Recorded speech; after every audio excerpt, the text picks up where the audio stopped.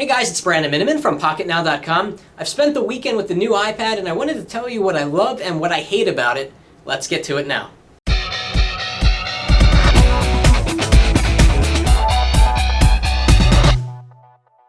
Alright, so let's start with the hate list. There are 3 or 4 things that I really dislike about the new iPad. Number 1, the display.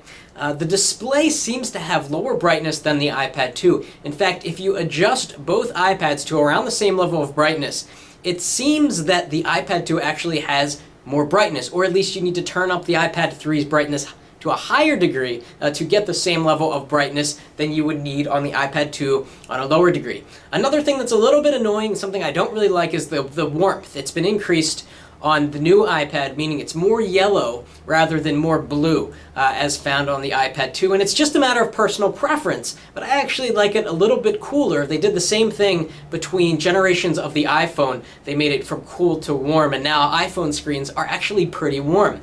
Another thing that has gotten worse between the iPad 2 and the iPad 3 is the viewing angle. The iPad 2 had an incredible viewing angle from really every direction. It's slightly worse on the new iPad. It's not a deal breaker because you're probably not going to be looking at your iPad from a dramatic degree, but it's just something to think about.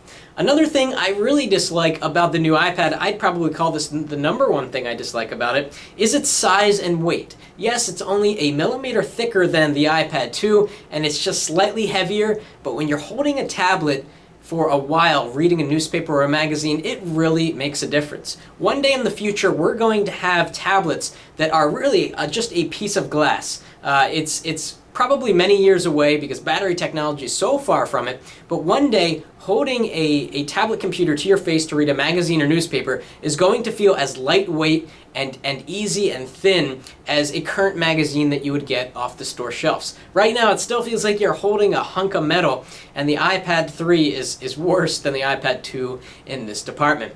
Another thing that's super annoying about the iPad 3 is how long it takes to get a full charge.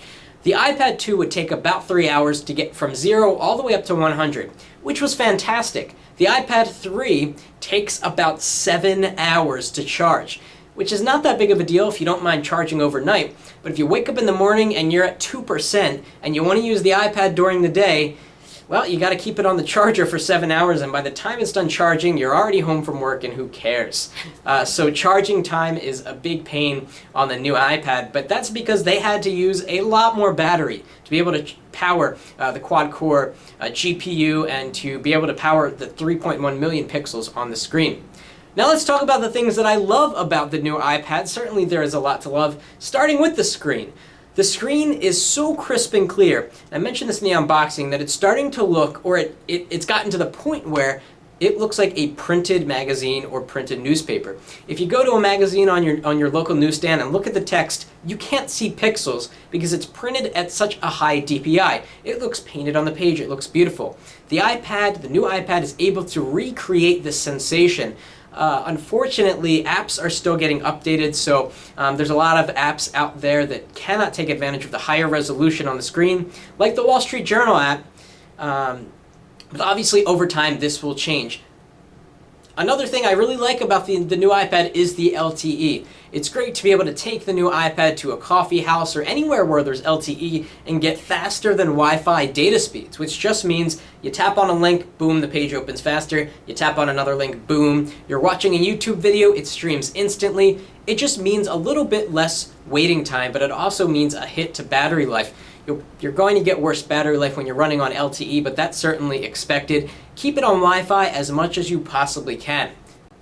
So it might sound like I hate more about the new iPad than I love, and that might actually be the case. The new iPad is exactly what you would expect. It's a thicker, heavier iPad 2 with a better display and LTE. Period. There are no surprises here. The screen, yes, it's absolutely beautiful. It's great to have LTE, but it's not as revolutionary and breakthrough as you would expect for a product to come from Apple. Now, of course, they can't always release a revolutionary product, but to be honest, this makes me really want to wait for the iPad 4, because the iPad 4 is probably going to have the same great features as the iPad 3, but they're finally going to figure out a way to make it thinner and lighter, which is very much needed in a device that you spend hours reading with.